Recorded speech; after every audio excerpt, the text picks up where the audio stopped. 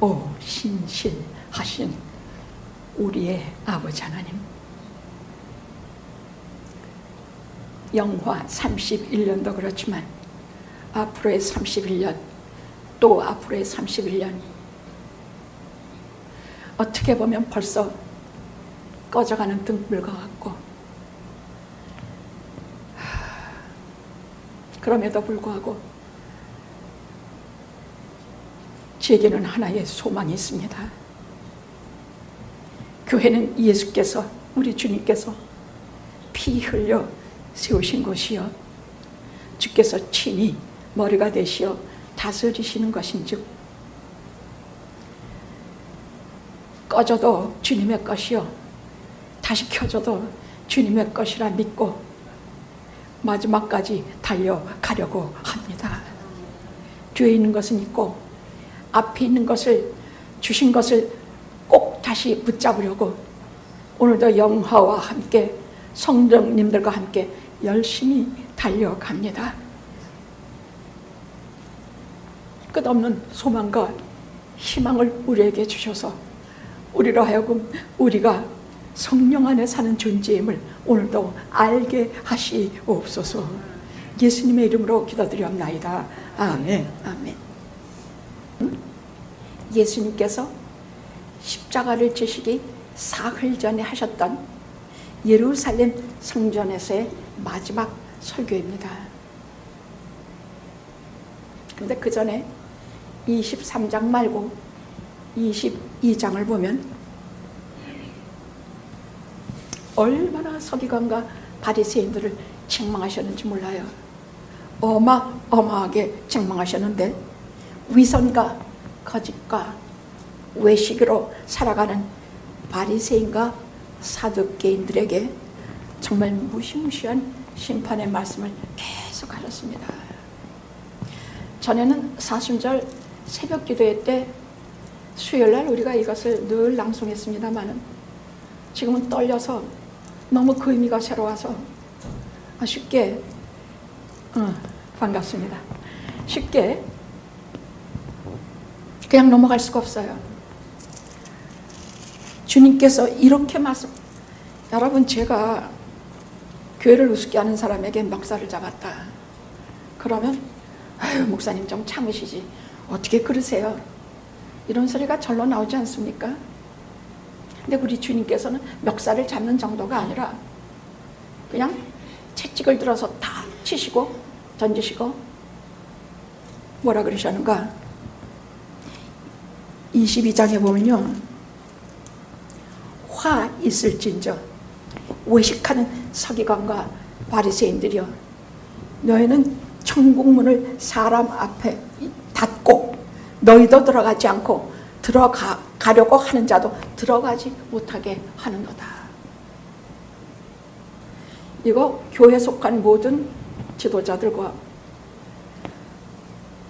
그때나 지금이나 교회에 주시는 주님의 책망입니다. 얼마나 미국 기독교인들에게 한번 앙케이트를 돌렸어요. 당신들이 원하는 목회자는 어떤 사람입니까? 그러니까 자기의 야욕을 목회로 달성하지 않는 사람, 행동에 모범이 되는 인격자, 뒤에서 위선 부리고 앞에서 위선 부리고 뒤에서 딴짓 차지하는 목사, 즉 인격을 원한다는 말이에요. 설교도 잘해야 되고 또 목사로서 해야 될 것을 다 해야 되지만 가장 목사에게 원하는 것이 인격이라는 말입니다. 인격이라고 하면 제가 제일 자신이 없어요. 인격이라는 것은 그냥 풍겨서 나가는 거 아닙니까? 제가 아무리 꾸미려고 해도, 제가 위선만 일삼고 거짓과 겉모양만 남에게 보이려고만 그런 모습을 취한다면 여러분은 당장에 알아요. 여러분들처럼 자기의 목회자를 잘 아시는 분이 없습니다.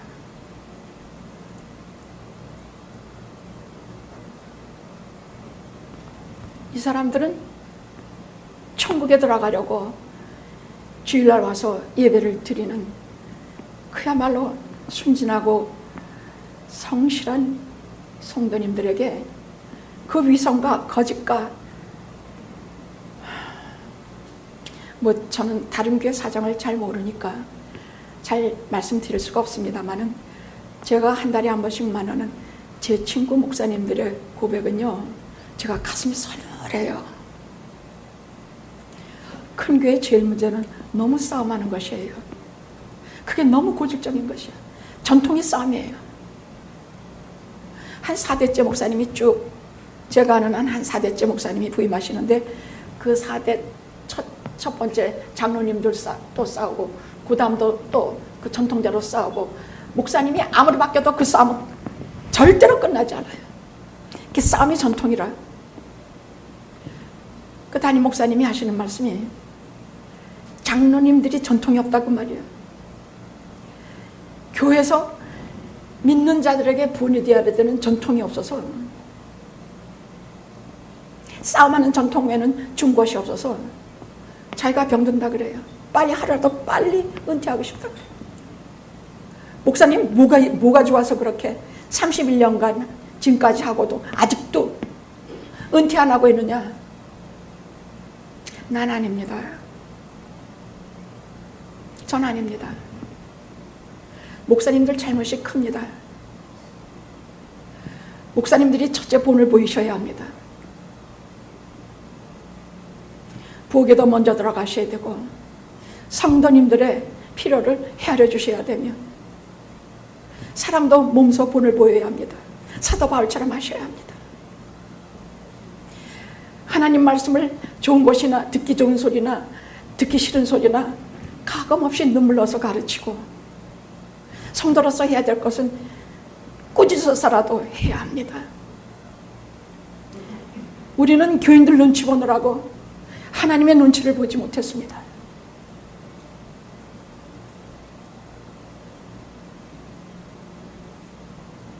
우리 영업교회는 숫자적으로는 적을지 모르겠습니다만 저에게는 중요한 파트에서는 다 장로님들이 친일하십니다.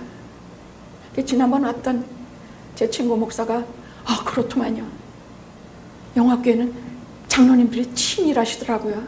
그게 너무너무 인상적이었던 것 같아요. 왜냐하면 한 장로님이 그렇게 하시면 다른 장로님에게 다 본이 되기 때문이에요. 그러면 권사님도 자연히 본이 되고 집사님과 성도님들 전부가 다 그 본을 받게 되어 있는 것이에요. 근데 싸움으로 본을 보이는 교회가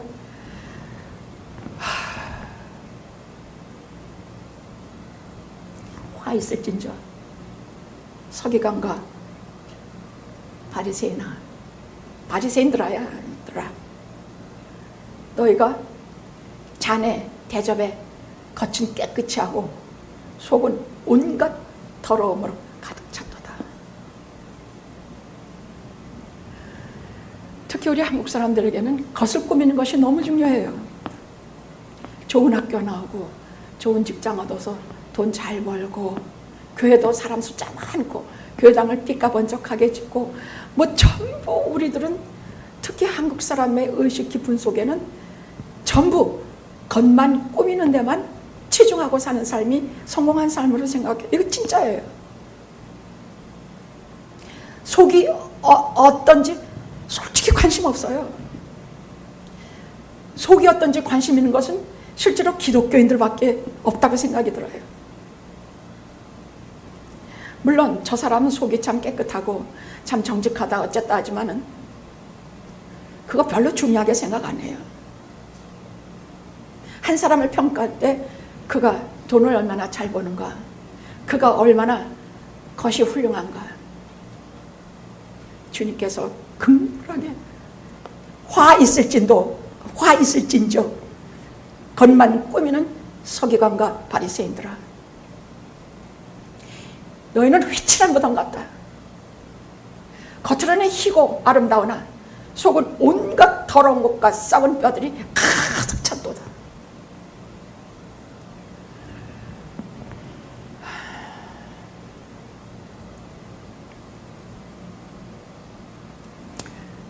그럼 이처럼 책망하시고 심판하시고 경고하시는 아주 엄중한 말씀인데도 불구하고 그 다음 오늘 본문을 보십시오. 37에서 39절을 보십시오. 설명할 길이 없는 그 내면적인 사랑과 자유와 긍휼로 꽉 차 있습니다.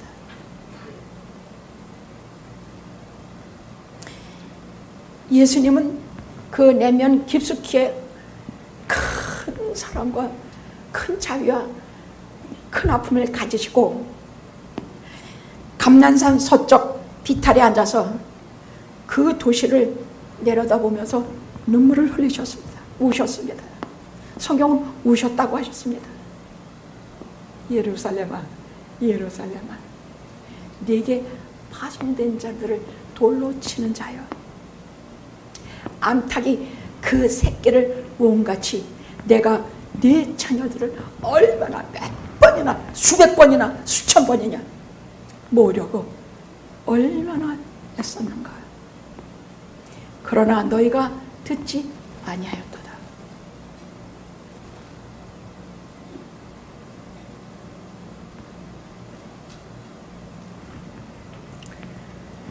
무슨 말씀이냐면요, 암탉이 그 새끼를 모음같이 예수님께서 그렇게 우리를 사랑하신다는 말이에요. 그래서 암탉이 얼마나, 저는 어디 시골 같은 데서 자란 적이 별로 없어서 암탉이 얼마나 자기 새끼를 위하는지를 잘 몰랐었어요. 저는 짐승을 보면 좀 무서워하는 게 있어서 우리 집 개도 막 무서웠어요. 조그만 개 봐야 좀 이쁘는데 우리 집에 우리 아들놈이 큰 개를 길렀는데 그건 전 보기만 해도 무서워서 I don't like you 맨날 가서 그랬더니 나만 보면 도망갔었어요. 그러니 암탉이 새끼를 어떻게 돌보는지 몰랐는데 하나님의 은혜로 아주 희한한 것을 한번 본 적이 있어요. 한 번은 아침에 마당을 나가니까 저희 집 스위밍풀에 어미 오리가 새끼 5마리를 데리고 놀고 있는 것이야. 대체 어디서 왔을까? 그 옆에는 쭉 벼랑이야. 깊은 벼랑이야. 저 위로는 차도야. 걔네들이 어디서 왔는지 알 수가 없어. 그리고 우리 집을 물이 있는 걸 개도 없고 고양이도 그때는 없었으니까 그 없는 걸 어떻게 알았을까? 저희들이 안전하다는 것을 어떻게 알았는지 몰라. 그래서 새끼 한 14마리를 데리고, 아니 글쎄 어미가 막, 어미는 아주 이렇게 척 봐도 제가 이렇게 마당에 나가니까 벌써 눈이 얼마나 싸나워지는지 그냥 눈이 그냥 싸나워 그냥. 난 오리가 그렇게 눈이 싸나운지 진짜 몰랐어요. 내 새끼들을 쳐다만 봐도 싸나워져.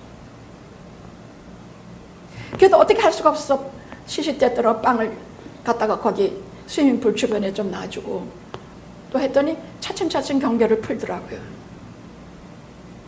그리고 한 며칠을 지냈는데 그만 목요일날 그런데 낮에는 물에서 놀고 밤엔 그 새끼들에게 이렇게 마당을 다니면서 잔디에서 벌레들을 잡아먹게 하더라고요.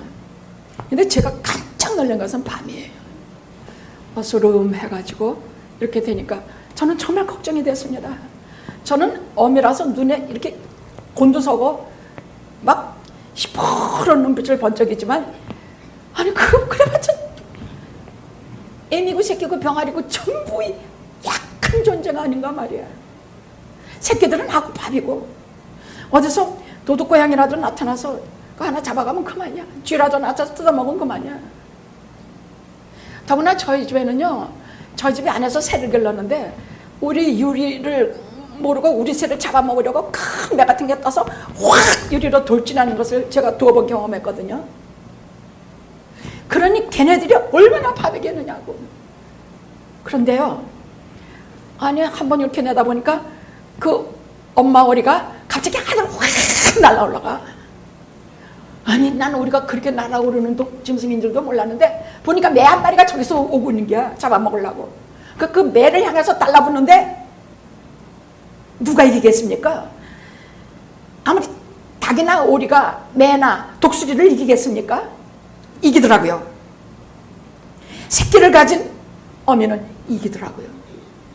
하도 무섭게 난리를 부리고 소리를 지르니까 이렇게 비행이 오다가 돌아가더라고요.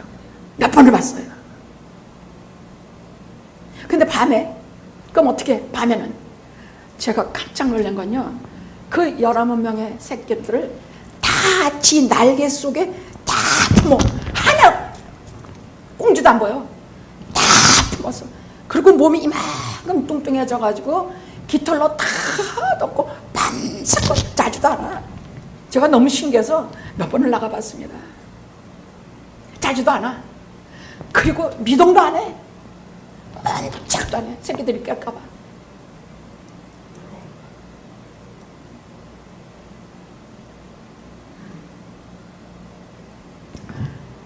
밤이라서 애기들은 첫째로 얼어 죽지 않고 안전하고, 자기들한테는 지 엄마가 최고로 안전해.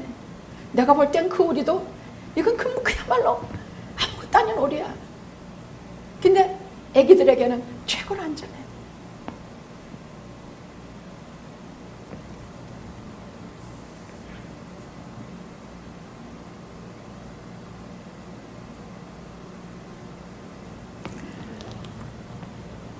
그런데 스위밍풀맨이 제가 잠깐 없는 사이에 와가지고 그 약물을 다 풀고 가버렸어.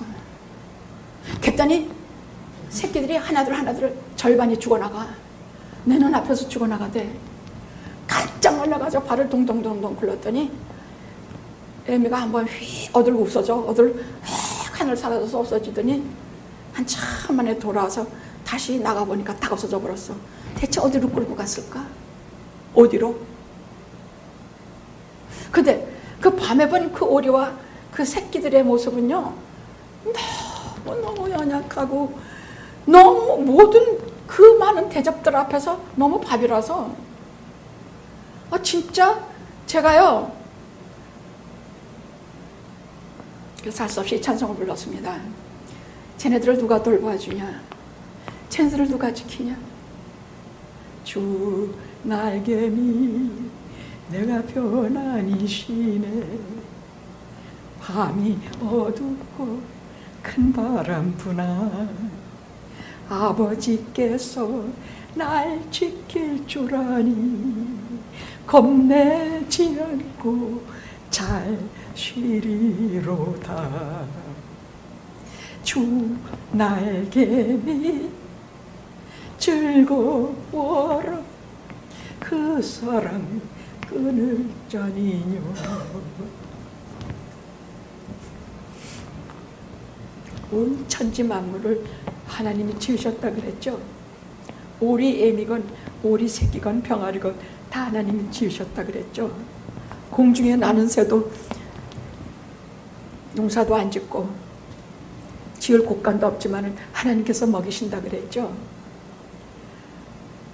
그때서야 비로소 하나님께서 저 아무것도 아닌 미물 같은 짐승을 먹이시고 입히시고 돌보신다는 것을 그때처럼 믿어본 적 없어요.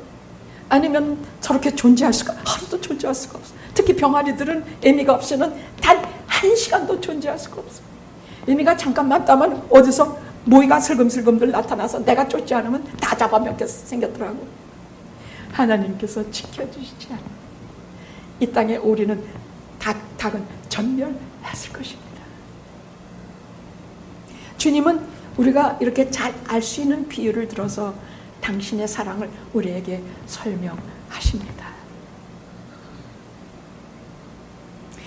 우리는 우리가 섬기는 하나님이 어떤 분인지 정말 알아야 돼요. 여러분이 정말 알았으면 좋겠어요. 뭐 무서운 하나님이든 사랑의 하나님이든 내 죄를 대속하신 하나님이시든 여러분이 어떤 분이신지 아시기를 바라는 것은 주님께서도 우리가 당신이 어떤 사랑 우리에게 품고 있는가를 알려주시기 위해서 그 새끼를 모으는 암탉에 관한 얘기를 말씀하신 것이에요. 그런 거 우리 하나님의, 우리 주님의 사랑의 성격이 어떤 것인가? 근데 오늘 말씀을 보면 첫째가 무방비적인 연약한 자를 보호하시는 사랑이라는 얘기예요. 정말 그 밤에 새끼들을 품에 안고 그 비가 이렇게 오면서 저 혼자 비 맞고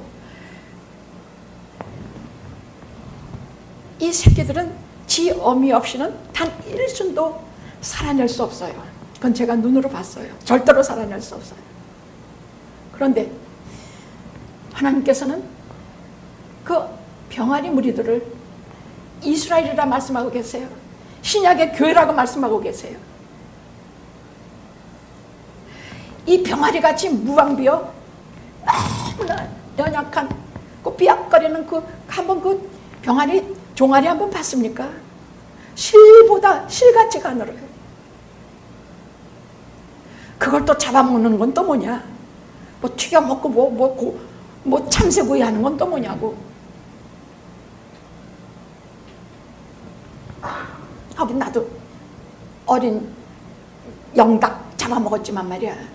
이 병아리들은 와 진짜 가느다란 이 세상에서 저처럼 연약한 그런 것이 있을까? 일순간도 어미 없이는 존재할 수가 없는 그걸 보면서 암탉이 자기 새끼를 날개 아래 모음같이 내가 너희들을 모으려고 얼마나 여러분 얼마나 너희를 불렀던가. 거긴 위험하니 가지 마라. 꾹꾹꾹꾹 가지마. 와! 왜? 옷다 대고 내 새끼 향해서 네 매란 놈이 달려와. 이것을 실제로 말씀하시는 것을 제가 깊이 생각하니까 주님께서 우리를 교회를 이렇게 돌보시다는 말씀입니다. 교회는 무방비예요. 교회는 세상에서 가장 연약한 기관이에요. 여기 와서 별짓을 다 해도 우리는 당할 수밖에 없는 게 교회예요. 그래서 히틀러라든지 일본 시대라든지 교회를 핍박한 것은 말도 못해요. 오죽하면 저 무덤으로 날아가서 생명을 유지하고 신앙생활을 했겠습니까? 오죽하면 요한계시록을 주시면서 하나님께서 끝까지 충성대로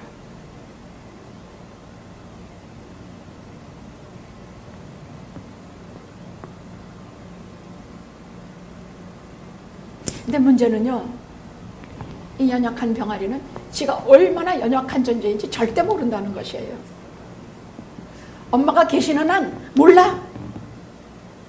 교회는 이렇게 모여서 우리가 얼마나 연약한 존재인지 우리는 몰라. 그러나 염려하지 맙시다. 암탉이 자기 새끼를 모으는 우리 주 예수 그리스도의 사랑이, 자기 자녀들을 품에 안으시는 하나님의 사랑이 가장 연약한 병아리 같은 교회에 우리에게 같이 계시기 때문입니다. 같이 계시다는 말을 너무나 들어서 우리는 그런 말도 그저 그렇게 중요하게 안 들어요. 그런데 밤길을 혼자 걸을 때, 사랑하는 가족 잃고 혼자 걸을 때, 사랑하는 아내 잃고 사랑하는 남편 잃고 사랑하는 자식 잃고 혼자 밤길을 걸을 때,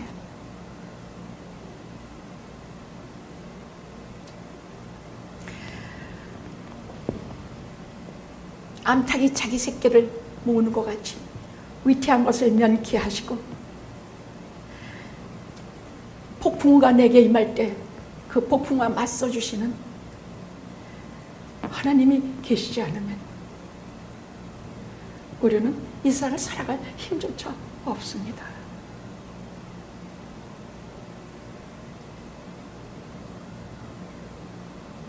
저는 늘 혼자 다녀요.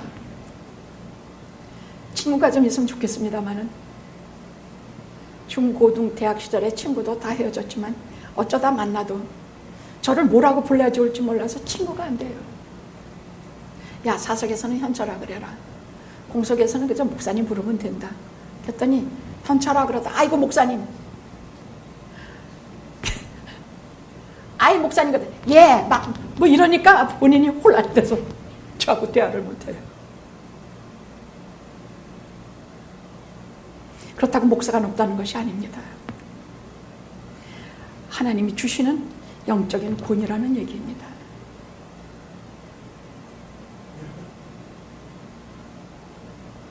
하나님이 주시는 영적인 권위는 인간의 인격하고도 또 달라.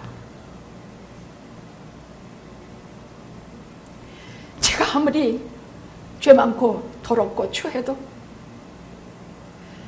하나님의 말씀을 전하는 자리에 세우시는 한 저는 언제나 그 보혈의 몸을 씻고 내 죄를 씻고 내 마음의 유혹을 씻고 내 이 죄인을 구원하신 그 은혜를 인해서 여러분 앞에 당당히 설 수가 있는 것입니다. 제 인격이 아닙니다. 저는 100번 죽었다 깨도 인격이 훌륭해질 수 없는 사람입니다. 다만 주님께서 당신의 귀를 맡기신 영적인 권위를 가지고 여러분 앞에 설 수 있는 것뿐입니다. 영적인 권위라는 것이 밖에 사람이 보면 얼마나 나약하고 무방비입니까? 네, 여러분 아시는 것처럼 제가 만만합니까? 저 만만하지 않아요. 저 만만합니까? 진짜 대답해 보십시오. 응? 왜 안 만만한데? 여러분, 어미닭이요 독수리하고 싸우는 걸 봤어요. 유튜브에서 봤어요. 새까만 닭인데요, 독수리가 확 날라오는데 여기 조그만 굴 속에 지 새끼들을 해놓고 그러다 난데없이 습격을 당했어요. 거기서 한 11마리가 막 오르가다 난리가 났어. 그러니까 그 어미닭이요, 난 정말 눈으로 그렇게 유튜브를 보니까 미친 듯이서 죽기 살기 싸운단 말이 아니야. 죽기를 각오하고 싸우더라고요. 털은 다 뜯기고 다 뜯겼어. 독수리한테 다 뜯겼어. 목에서 피는 줄줄 흘려. 계속 몸부림치고 그냥 눈이 시퍼렇게 닥쳐가지고 절대 만만하지 않아. 결국 독수리 도망가더라니까. 제가 왜 만만치 않으냐? 저는 영화를 지켜야 되기 때문이에요. 목사라 그래서 다 내주고 다 지네들한테 밥이 되면 제가 헌금할 돈이 있겠습니까? 성교비 낼 돈이 있겠습니까? 저는 지킬 것이 있기 때문이야. 병아리들을 지켜야 되기 때문이야.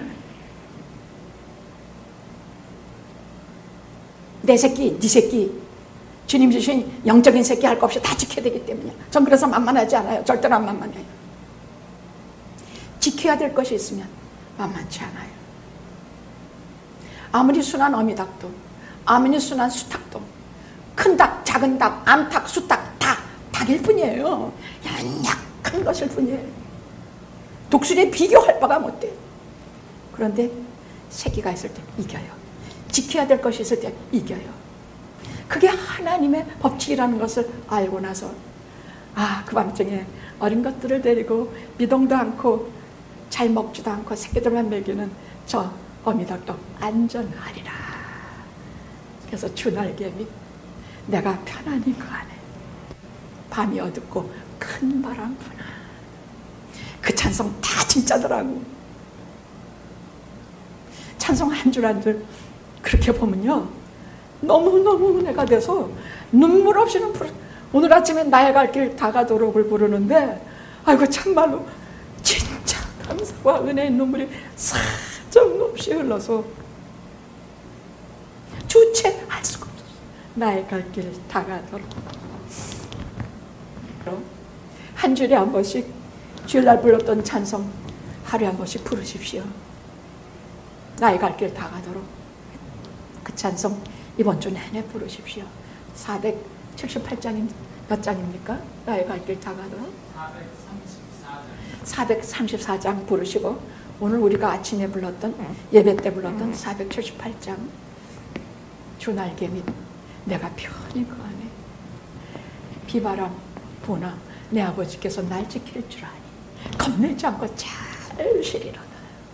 이 찬송을 일주일 내내 한 번씩 부르셔서 신앙도 단단히 뿌리를 내리시고 믿음이 굳건해지시고 만세 반석같이 되시기를 기도합니다.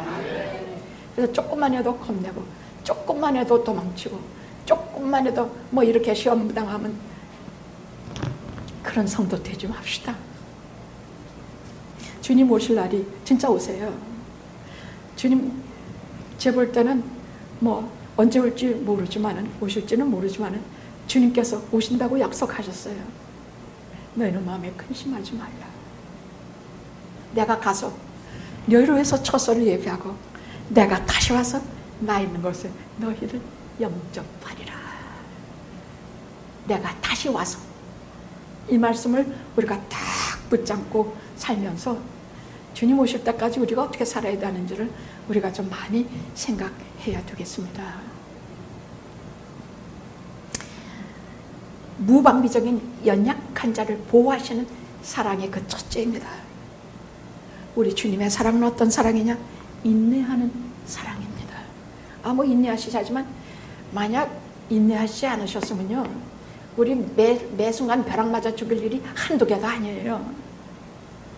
그때 그 4.19 혁명, 그때 이승만 박사 하고 나서 그 아들 이기붕 씨의 아들이 그 자기 식구들을 다 총을 쏴서 죽였지요. 그때 사람들이 막 욕하면서 아니 이렇게 비극으로 끝날 게 아니라 이기붕이나 그 부인이나 에스더라고 했던가? 그렇게 잘못하고 나쁜 짓하고 죄를 그렇게 많이 질 때 그때마다 하나님께서 살아계시다는 벼락점 내려서 혼내주시지 않고 그래서 저 아들이 그렇게 다 뒤집어 쓰게 하는가? 아니요. 만약 그 아들이 여러분 만약 이기붕과 이 에스더가 내 부모요 내 자식이라면 하나님께서 당장 벼락을 내려서 죽이시겠습니까? 어떻겠습니까? 내 자식이라면 내가 당장 나쁜 짓 한다고 벼락 내서 그 아이를 죽이겠습니까? 하나님은 오래오래 인내하시는 하나님이십니다. 잘못 좀 했다고 벼락 내리고 또 회개하지 않은 데서 벼락 내렸다면 지금까지 살아있을 사람은 하나도 없습니다. 인내하시는 사랑입니다. 오죽하면 암탉이 그 병아리를 모으려고 내가 네 자녀를 몇 번이겠습니까? 10번? 아니요. 저도 회개하게 하기까지 제게도 얼마나 모으시고 가르쳐주시고 부르시고 하셨는지 몰라요. 여러분 인생에 여러분이 최소한 한 100번은 불러서 이 자리에 왔을 걸로 믿습니다. 암만 불러도 말 안 들어요. 내가 그래도 우리는 끝까지 말씀의 부르심에 입에서 여기 오지 않습니까? 때로는 우리를 저 밑으로 낮추시기도 해요. 부르시기 위해서 우리를 부르시는 여러 가지 방법을 통해서 우리를 부르세요. 우리가 갑자기 있다가 갑자기 내가 믿던 것이 하루아침에 없어져 버려. 그럼 그게 내 곁으로 가까이 붙어라 하시는 뜻인 줄 알면 돼요. 나는 그거 왜 가져가시나? 이거 어떡하라고? 우리 어떻게 살고 어떻게 하라고? 그걸 다 가져가시나?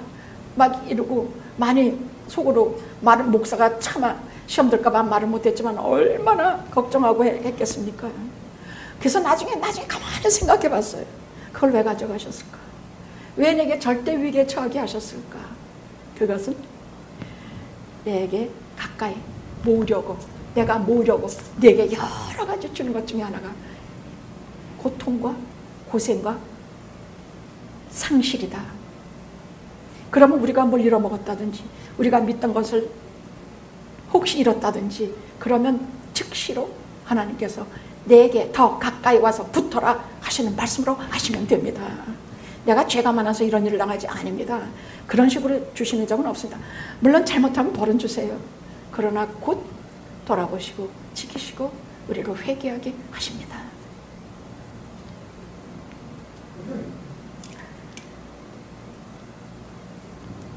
요즘은 하도 날씨도 이상하고 8월에 무슨 힐러리 태풍까지 오고 그때 뭐 그 주일은 여기가 텅텅 다 비었어요. 진짜 몇 명밖에 없었어요. 그 주일은 힐러리 태풍이 불어서 주일날 바람이 불고 뭐 들으니까 무슨 코리아타운에 나서는 사지기까지 했다지요. 뭐 물도 사고 뭣도 사고 뭐 굉장히 그러니까 매스컴에서 보통 난리를 부리는 게 아니더라고요. 근데 정말 저는 그렇게 생각했습니다. 태풍이 몰아쳐도, 태풍이 불어도, 지금 내가 탄 배가 막 부풍이 일어서 주여 우리가 죽게 된 것 모르십니까? 일어나 꾸짖으셨죠. 주님께서 나와 함께 타고 계시니 우리가 뭘 걱정하겠습니까? 응? 힐러리 태풍 아니라 뭐래도 그 태풍도 잠잠케 하시는 주님과 내가 한 배 타고 있는데, 주님과 우리가 같이 영모의 한 배를 타고 있는데, 아무것도 의지할 게 없는 가장 연약한 우리가 주님과 한 배 같이 타고 있는데, 저는 정말 힐러리 태풍이건 산불이건 요즘 난리예요. 비도 오고 뭐 이상해요. 이상기후가 하고, 제가 이렇게 요즘은 잠을 깊이 들지 못하고 상당히 침체되고 불안해하고 하는 것이 닥쳐오더라고요. 그래서 왜 그런가 했더니 이 기후를 통해서 말씀하시는 하나님의 뜻을 잘 모르겠는 것이에요. 분명히 하나님께서 이런 것을 통해서 뭔가 말씀하시는데, 그걸 잘 모르겠는 거예요. 나는 그냥 교회 걱정하는 것이 만날 하는 일이요. 자, 주님의 탄식을 계기로 제자들이 24장에 보면 아주 심각하게 물어요. 주님, 그러면 마지막은 이 도시가 어떻게 되겠습니까? 이 나라가 어떻게 되겠습니까? 게다가 우리에게 일러주셔서 어느 때에 뭐라고 주님 말씀하셨냐면, 너희들이 그렇게 하며 말을 듣지 않고 내가 오래 참는 사랑을 이용해서 너희들이 끝까지 내게 돌아오지 않고 그렇게 악독과 위선과 거짓을 부리면 여기가 황폐하여, 너희 집이 황폐하여 돌 하나도 남기지 않고 버림받으리라. 나라가 망한다고, 성전이 망한다는 얘기예요. 이런 걸 진짜 들어보십시오. 주님은 아시고 벌써 오셨어. 그 형평가사를 다 아시고 벌써 오셨어요. 거기 가서 오신 기록이 그 예루살렘을 보면서 예루살렘아 네게 파송된 자를, 선지자들 죽이고 네게 파송된 자를 돌로 치는 자야. 암탉이 그 새끼를 모으려고 그렇게 하는 것 같이 내가 네 자녀들에게 몇 번이나 말했더니 그러나 너희가 말을 듣지 않았다. 이제 너희의 집이 버림받아요 돌 하나 남기지 않고 황폐하게 되리라. 그리고 오셨어요.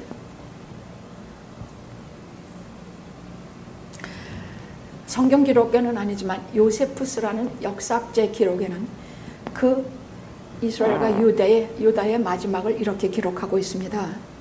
범죄한 예루살렘 도성의 거민들이 어떻게 되었는가.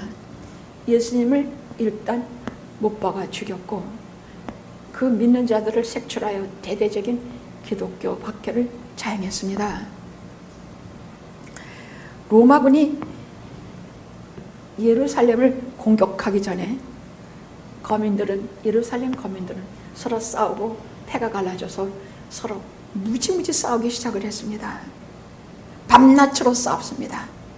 얼마나 싸우는지 6만의 로마 장군 티투스가 6만의 로마군을 데리고 예루살렘을 포위했는데 거기다가 토성을 쌓았어요. 그러니까 예루살렘 이게 성이 높아서 누가 쉽게 공격을 하지 못하는데 거기다가 이런 토성을 싹 쌓았어. 그러니까 얼마든지 함락하러 들어갈 수가 있는데 처음에는 너무 거세니까 처음에는 전부 봉쇄했습니다. 아무도 나오지 못하게 하고 물길도 다 끊어버렸습니다. 근데 때는 6월절이라 세계 각지에서 몰려온 유태인들이 한 200만이 거기 있었어요.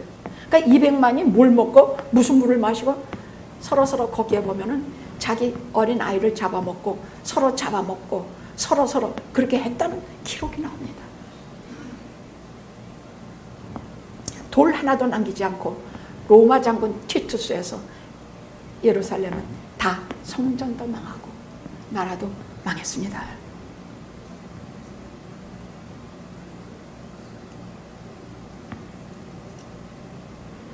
그런데 특별히 그렇게 되리라 예언하시고 주님께서 덧붙여서 친히 하신 말씀이 여기에 나옵니다. 24장에 이렇게 나옵니다. 말세가 가까울수록 사랑이 식을 것이다. 서로 배신하고 서로 미워하고 남는 것은 증오밖에 없을 것이다. 그러니 무슨 말씀이냐? 너희는 어미의 품속에서 안전하게 있는 너희는, 지존자의 그늘에, 날개의 그늘 아래 안전하게 있는 너희는 절대 사랑이 식어지면 안 된다. 배신당해도 식어지면 안 되고, 미움당해도 식어지면 안 되고, 아무리 불이익을 당해도 사랑이 식어지면 안 된다. 싸우지 마라. 싸우는 것 같이 교회가 멍드는 것이 없다. 여러분, 우리가 위험하고 이제 죽음을 눈앞에 두면 제일 많이 하는 게 무슨 말인지 알죠? 비행기에서 이제 이렇게 떨어지면서 마지막 남긴 말이 뭔지 알죠? 자동차 참사에서 마지막 남기는 말들이 뭔지 알죠? 여보 사랑해. 아무개야 사랑한다. 아들아 사랑한다. 엄마 사랑해. 그 중에 누가 하나 목사님 사랑해 그러면 얼마나 감사할까? 그런 말은 안 하겠지? 해요? 진짜? 지금 막 비행기가 떨어지는데 게다 한번 붙여주라.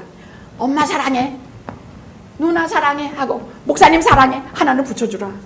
왜? 내가 여러분을 붙일 것이니까.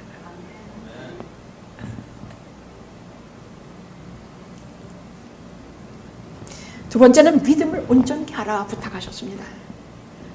지존자의